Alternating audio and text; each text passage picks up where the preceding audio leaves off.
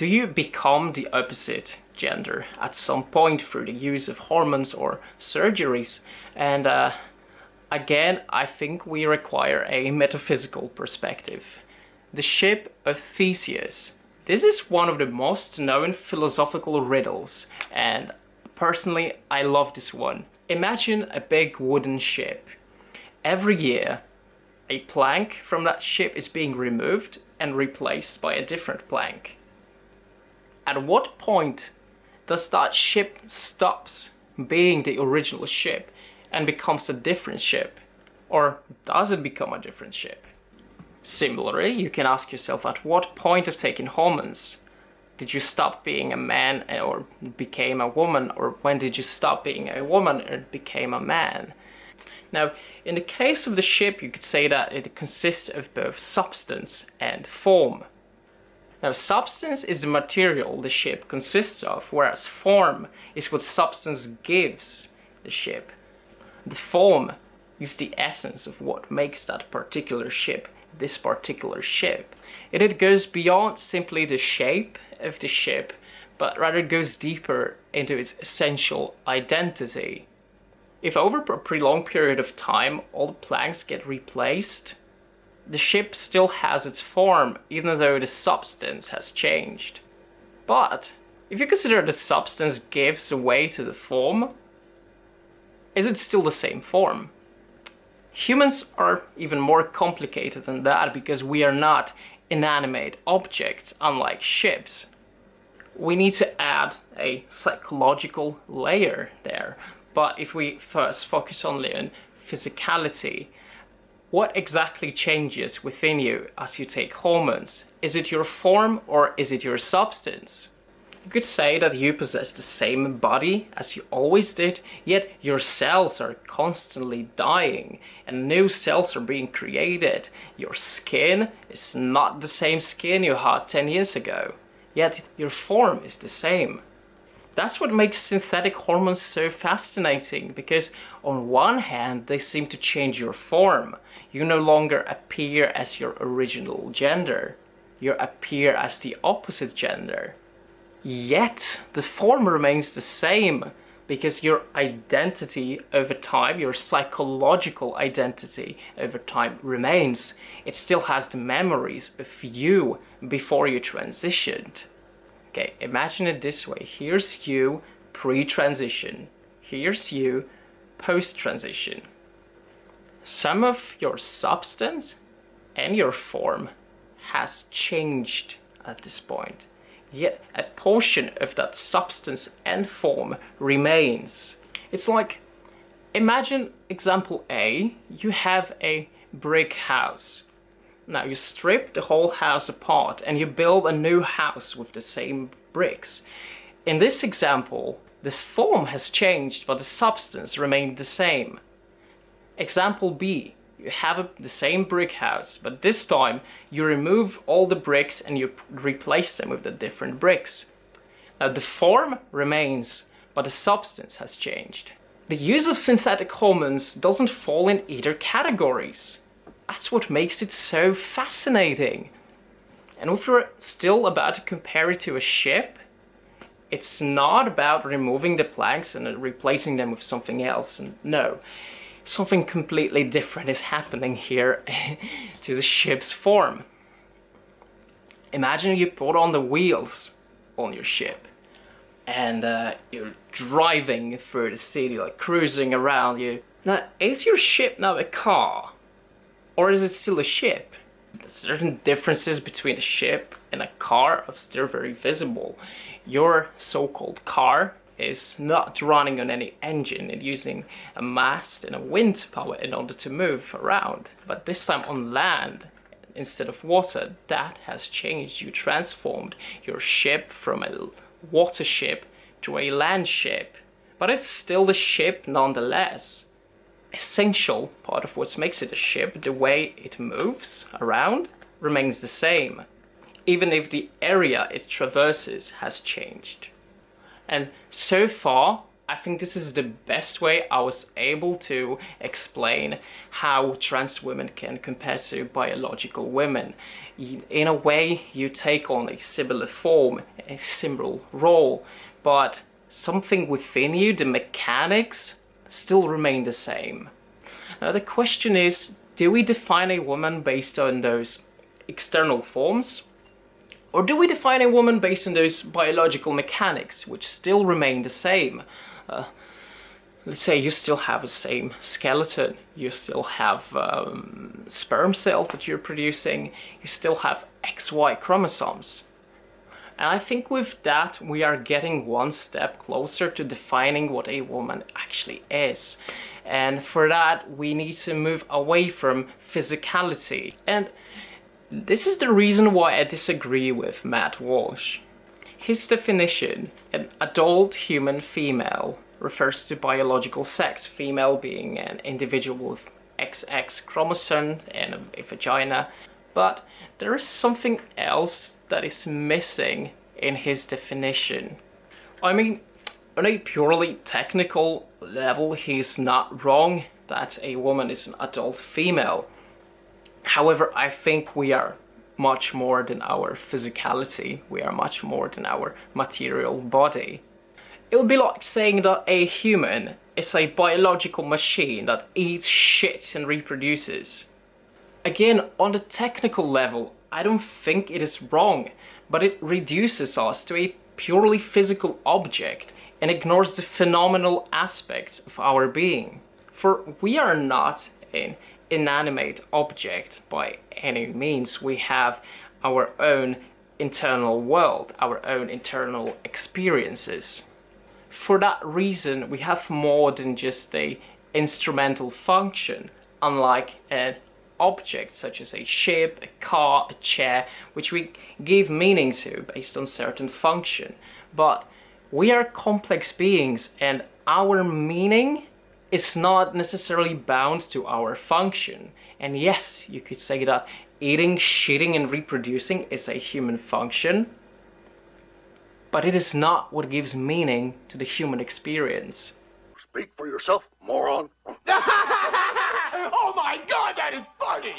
That's why I agree that there's a certain level of duality when it comes to sex and gender, but not in the sense that gender is something completely separate from sex. No. Instead, I think that gender is supervenient on sex. What that means is that sex is required for gender to exist. Without sex, there would be no gender, similar to how your consciousness is supervenient on your brain. In some cases, when you experience brain damage, it will affect your consciousness and your cognitivity. And in another scenario, if you get shot in the head, you die, you lose your consciousness. Now, whether you believe in life after death or not is not essential for this thought experiment, so let's just assume there is no life after death. Your consciousness dies the moment your brain dies. You can say that brain and mind are two different things, even though they both refer to the same metaphysical realm. And so is the case with gender and sex. And a lot of people on the right don't believe that gender exists. They assume this more reductivist, physicalist view. But I have to disagree with that. I think that gender is definitely a thing, and it can be understood as the experience of having the sex you have. And from now on I will refer to this experience as qualia, which means a subjective internal experience, meaning that there is a state of experiencing being a certain thing. In this case, a human or a woman or a man. Like there is an experience of what it is like to be a human, or there is an experience of what it is like to be a woman. And I think that experience is something all women can relate to. There is something unique in your experience that you do not share with males of the same species, and not with females of other species. Again, this all refers back to the duality between physicality and phenomenality. Physicality referring to your physical body, your brain, whereas phenomenality refers to your phenomenal experiences that are taking place in your head, which are not physical but phenomenal by the nature, but still bound to the physical reality. What separates them is simply the different properties they possess. Physicality is more observable than phenomenality. Phenomenality is more subjective than physicality. In philosophy of mind, this is being referred to as property dualism. If you wish to learn more about property dualism, I recommend reading David Chalmers. He is one of my favorite contemporary philosophers. Since we've established that you require physicality in order to experience your phenomenal qualia, we have to think more about the possibility that sometimes something may go wrong and your experience of your gender is not necessarily aligned with your physicality. And like I mentioned in my first video, it is something some people develop very early in life or are born with. Others develop it later, either in their teenage years or later. But I think mostly in their childhood and teenage years. It's quite rare for someone to just develop it out of nowhere later in life, in adult life. Whether this abnormality is a mental illness or a natural occurrence or gender identity, I will tackle that issue in some other video. It is not relevant for now. Instead, I will focus simply on the fact that sometimes qualia is not aligned with the body. And that can be said about more than gender.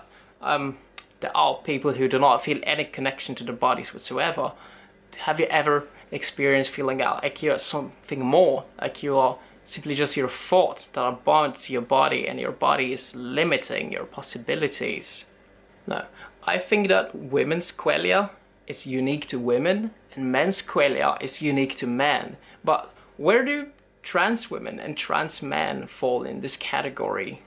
Personally, I do think that trans women share some psychological experience that is shared with biological women.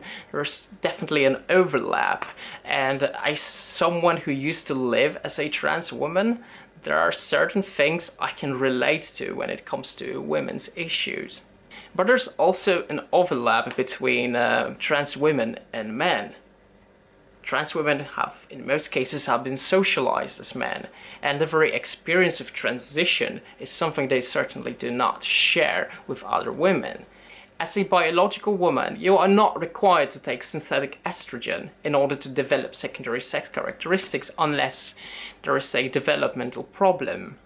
For that reason, I think that this psychological experience that is bound to sex is the proper way to define what a woman is.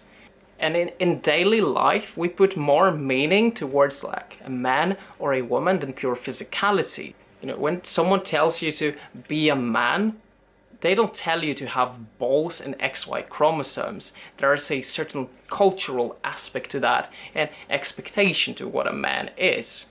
As far as I'm concerned, Matt Walsh doesn't really take into consideration those cultural aspects, but it's with certainty can be said that we do have a deeper understanding of a man and a woman than simple biology. And I think it boils down to our nature, because we are animals that are both instinctual, but we also have something that separates us from other animals, and that is a culture. For that reason, we cannot define gender purely on the biological aspects without taking culture into consideration. That's why on the cultural and social level, I have no problem perceiving trans women as women and trans men as men, or referring to them as such. But when it comes to the deeper definition of what a woman is, I don't think we should be looking at the social and cultural aspects of how someone presents and how someone behaves, because I think this can easily lead to stereotypes. You know, like women dress like this, men dress like this, women behave like this, men behave like this. Women think like this, men think like this. Women feel like this, men feel like this. And if we adapt this sort of definition of a man or a woman, we are going back to rigid gender roles that have existed in history, and I think we should move away from that. On the other hand, if we adopt the purely physical, biological definition, we are reducing our inner experience to something inanimate. For that reason, I think it's the inner psychological experience that a woman has that is based on her physical sex that makes her a woman. And while there is an overlap between trans women and women, I think instead we should just say that women are women and trans women are trans women. And there is nothing wrong with that. There is nothing wrong with being a trans woman. But you can't fully become a woman. There will always be differences. But then again, we need to ask ourselves, if trans women are being born with a psychological profile, which is that of a woman, whereas her body is male, well, does that not mean she has a similar or the same psychological experience? And the difference is, well, they are not based in the same biological reality of their bodies. And there are different cultural aspects that make that experience different, even if their psychological profile is the same. And then we need to distinguish between those who actually have a psychological profile of a woman and those who identify as a woman, but what they have is their own inner understanding of what a woman is, rather than the actual woman's experience. A philosopher, Thoman Nagel, wrote a very interesting book called What Is It Like to Be a Bat? What this book tackles is often being referred to as the hard problem of consciousness, meaning how do we explain the consciousness and the aspect of consciousness if we only limit ourselves to physicality and ignore the phenomenal. For that reason, Thoman Nagel compares our human experience with the experience of a bat, which are significantly different, right? You're garbage! Who kills for money? Don't talk to me like that. Now, imagine a bat is much more than an inanimate object or a biological mechanism. It has its inner experience, the qualia of what it is like to be a bat. It is a certain feeling, certain experience of what is it like to be that particular thing. And I think the same can be applied to women. Are you seriously comparing women to bats, you dirty misogynist? There is a certain experience of what it is like to be a woman, but this creates a paradox that goes something like this. There is an experience of what it feels like to be a particular thing. Women possess an experience of what it's like to be a woman. In order to possess an experience of being a woman, you have to be a woman. Trans women are inherently different from biological women. Trans women don't possess the same qualia. Therefore, trans women can't have the experience of being a woman. I think it's super important to underline this difference in experience, even if some of that is shared. And that makes me think that it is more common than we would like to believe that certain trans women, they live more up to an idea of a woman is like, rather than living up to an actual woman's experience, because they cannot relate to that. Well, I can't really know what it feels like to be a dog unless I am a dog. Therefore, my personal experience of being a dog is not based on a dog's actual internal experience, but rather on my external idea of what it is like to be a dog. Therefore, I still stand by my conclusion that a woman should be defined by her inner experience first and foremost. And in a similar way, trans women should be defined by their own inner experience as well.